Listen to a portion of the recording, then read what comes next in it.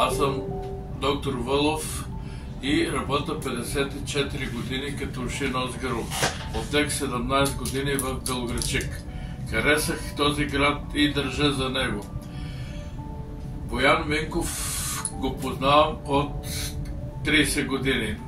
Смятам, че може да се разчита на него за доброто на град. Видях какво е направил Стахевци.